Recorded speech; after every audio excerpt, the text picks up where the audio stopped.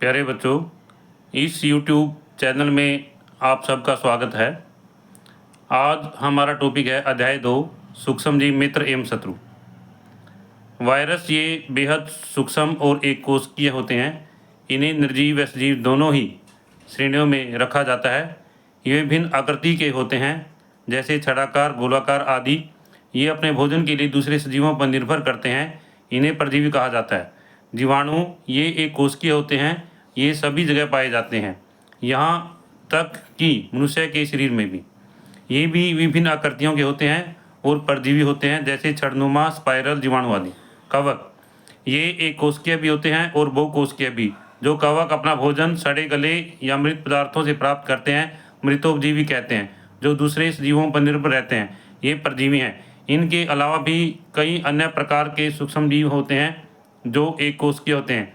ये सूक्ष्मजीव मनुष्य के लिए लाभदायक भी होते हैं और हानिकारक भी, जैसे म्यूकर, पेनिसिलियम आदि। तो प्यारे बच्चों, आगे हमारा टॉपिक आगे गतिविधि 1। यहाँ पर गतिविधि 1 में है, तुमने अपने आसपास की ज़मीन पर छोटे छोटे गड्ढे भी देखे होंगे। तुमने उन्हें बारिश में भरते हुए भी देखा होगा, परंतु जैसे जैसे वर्षा ऋतु का समय निकलता है, इन गड्ढों में भरा पानी गंदा धुंधला दिखाई देने लगता है और उसमें छोटे छोटे जीव, मच्छर आदि इकट्ठे होने लगते हैं। तुम इस पानी की थोड़ी मात्रा किसी बोतल में इकट्ठा करो और इस पानी की कुछ बूंदें स्लाइड पर डालो, फिर उसे माइक्रोस्कोप से देखो। पाठ 8 कोशिका संरचना एवं प्रकार्य की गतिविधि 1 की सहायता लेकर तुम अपने माइक्रोस्कोप भी बना सकते हैं। तो इसमें प्यारे बच्चों, ये माइक्रोस्कोप है यहाँ पर, और इसमें प्रश्न 1 है, ए भाग है। तुम्हें क्या दिखाई दिया? जो दिखा उसका चित्र भी बनाओ। जब हम गंदे पानी को सूक्ष्मदर्शी के द्वारा देखते हैं तो उस सूक्ष्मदर्शी में हमें छोटे छोटे सूक्ष्मजीव दिखाई देते हैं। तो यहाँ पर हमें क्या दिखाई देगा? सूक्ष्मजीव। आगे इसमें ये चित्र दिखाया गया है कि जैसे हम गंदे पानी को सूक्ष्मदर्शी की सहायता से देखेंगे तो हमें बहुत सारे सूक्ष्मजीव जो है उसमें दिखाई देंगे।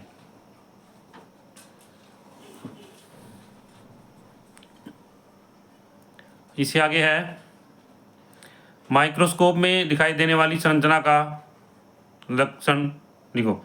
ये बहुत छोटे होते हैं और गतिमान रहते हैं। जो सूक्ष्मजीव है उनका आकार बहुत छोटा होता है और ये हमेशा गतिमान रहते हैं। अगला गतिविधि 2, सूक्ष्मजीव किन किन परिस्थितियों में वृद्धि कर सकते हैं, इसे जानने के लिए तुम समूह में एक प्रयोग करो। इस प्रयोग के लिए हमें चाहिए पॉलीथीन की थैलियाँ, सेब के टुकड़े, संतरे की फाग के, केले के छिलके, आलू के टुकड़े, ब्रेड, रोटी, फूल की पत्तियाँ, मोमबत्ती, माचिस आदि। सेब, संतरे और आलू के टुकड़े, इन सभी जैव पदार्थों को थोड़ी थोड़ी मात्रा लें और एक पॉलीथीन की थैली में डाल दें। इससे आगे है प्रश्न 2, ए भाग इसका। इसी तरह की अलग अलग 5 थैलियाँ बना लो और सारणी में दी गई परिस्थितियों के अनुसार रखो और अपने अवलोकनों से सारणी को पूरा करो। सबसे पहले क्रम संख्या क्या, वह किस स्थिति में हमने रखा है इसको। सूक्ष्मजीव की वृद्धि कैसी है? अत्यधिक है, अधिक है, कम है, बिल्कुल नहीं है। सबसे पहले सूखा जैव पदार्थ खुली थैली में रखा हमने प्रकाश के अंदर। तो उसमें जब सूखा जैव पदार्थ है, जब हम खुली थैली में प्रकाश में रखते हैं तो सूक्ष्मजीव की वृद्धि बिल्कुल भी नहीं होती। इससे अगला, सूखा जैव पदार्थ खुली थैली अंधेरे में, इसमें कम होती है। सूखा जैव पदार्थ बंद थैली प्रकाश में, इसमें भी कम होती है। सूखा जैव पदार्थ बंद थैली अंधेरे में, इसमें कम होती है। जैव पदार्थ गीला करके खुली थैली में अत्यधिक है और जैव पदार्थ गीला करके बंद थैली में अधिक है। तो प्यारे बच्चों, इस गतिविधि से हमें इस बात का पता चल जाता है कि जो सूक्ष्मजीव है अंधेरे के अंदर और गीले जैव पदार्थों पर बहुत ज़्यादा आते हैं। इससे आगे है, क्या जीवाणु हमारे शरीर में भी पाए जाते हैं? अपने शिक्षक और साथियों से चर्चा करो। इसमें उत्तर क्या है भी, जो हमारा शरीर है उसमें भी जीवाणु पाए जाते हैं।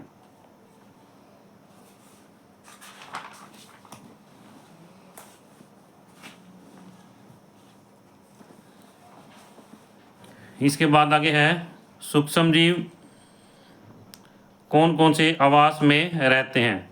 जल में, स्थल में, वायु में, जीवों के शरीर में। जो सूक्ष्म जीव है हर तापमान पर रह सकते हैं, ये बर्फ में भी रह सकते हैं और गर्मी के अंदर भी रह सकते हैं।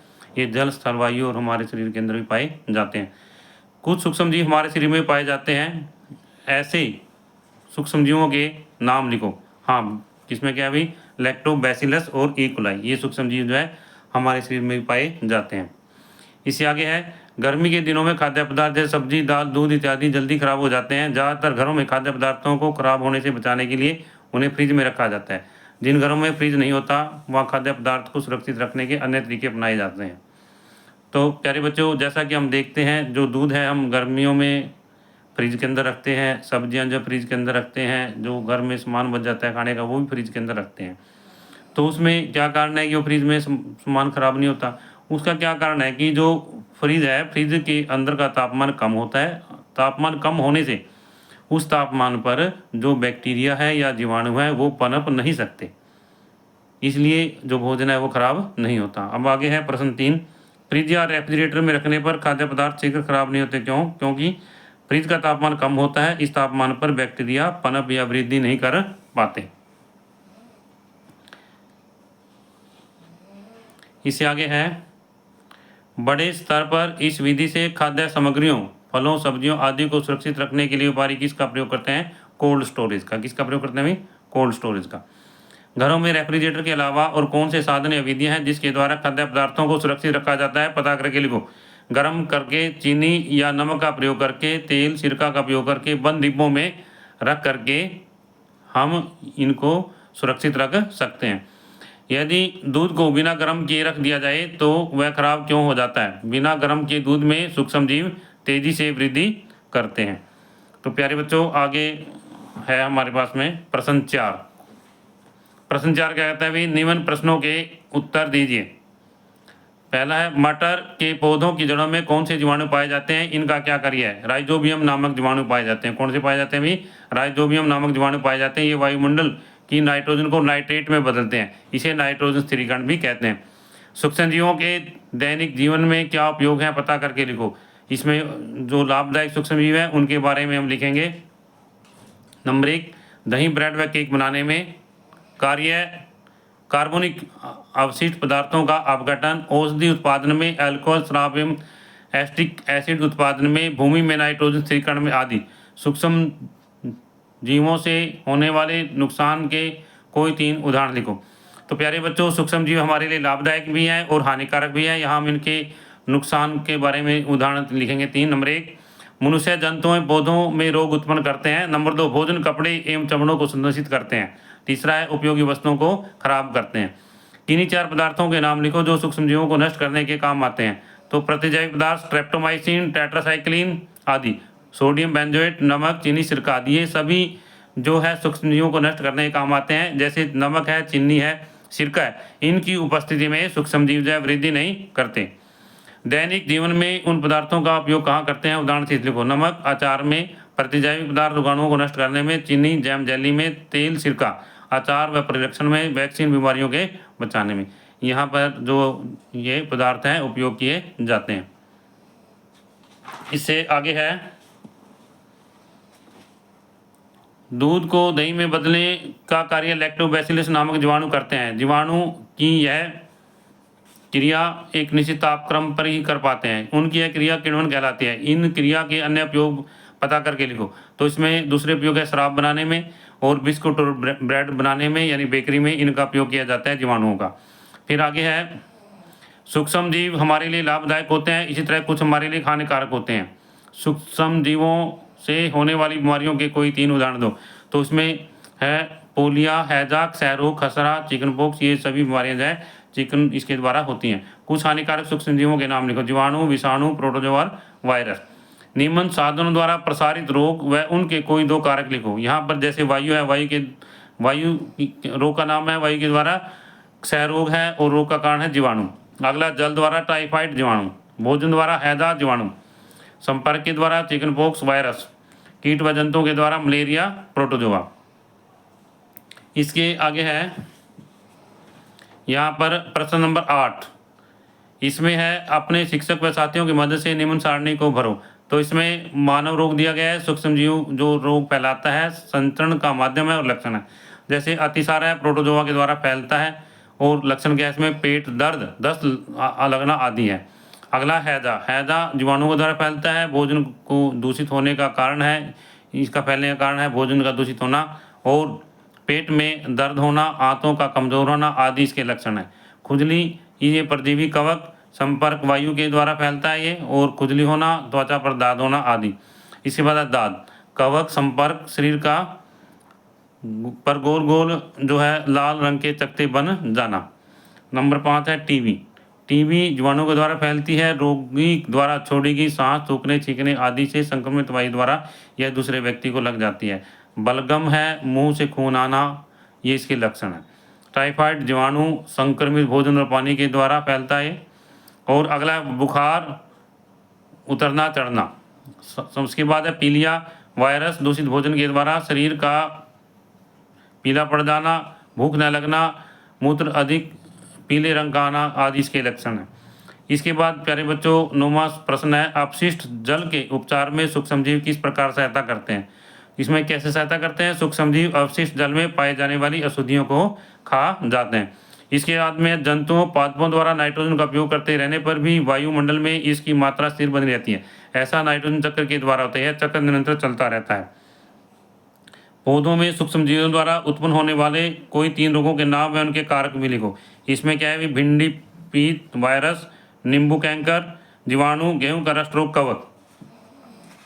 इसके बाद में आगे है प्यारे बच्चों पाठ्य पुस्तक की पृष्ठ संख्या 27 में चित्र संख्या 2-10 में नाइट्रोजन चक्र का चित्र दिखाया गया है। इस चित्र की सहायता से नीचे दिए गए प्रश्नों के उत्तर दो। इसमें है नाइट्रोजन पेड़ पौधों तक कैसे पहुंचती है। यहाँ पर क्या है, फलीदार पौधों की जड़ों में उपस्थित राइजोबियम जीवाणु वायुमंडल की नाइट्रोजन को नाइट्रेट में बदल देते हैं, जिसे पौधे भूमि में ग्रहण करते हैं। नाइट्रोजन यौगीकरण का क्या अर्थ है, नाइट्रोजन का नाइट्रेट में बदलना। वर्षा जल में अधिक पैदावार होती है, क्यों, क्योंकि इसमें पोषक तत्व पाए जाते हैं। इससे आगे है ये, इसमें प्यारे बच्चों बिजली कड़कने पर चिंगारियों के प्रभाव में ऑक्सीजन का जुड़कर वायुमंडलीय नाइट्रोजन नाइट्रिक ऑक्साइड गैस बनाती है। पानी व ऑक्सीजन से जुड़कर यह नाइट्रिक अम्ल में बदल जाती है। एक अनुमान के मुताबिक 24 घंटों में लगभग 2,50,000 टन नाइट्रिक एसिड इस तरह बनकर और हवा में घुलकर पृथ्वी पर उतर आता है। यह एसिड मिट्टी में मौजूद कार्बोनेट और क्षारों में प्रक्रिया कर नाइट्रेट बनाता है। सोडियम, पोटासियम, कैल्शियम व मैग्नीशियम आदि के नाइट्रेट इसी द्वारा बनते हैं। वनस्पतियों के लिए ये महत्वपूर्ण पोषक पदार्थ हैं। पौधे अपने जड़ों द्वारा नाइट्रोजन को सोख लेते हैं। प्यारे बच्चों, यदि आपको यह वीडियो अच्छी लगे तो आप इसको लाइक ज़रूर कर देना, और जो बच्चे इस चैनल पर नए हैं वो इस चैनल को सब्सक्राइब ज़रूर करना।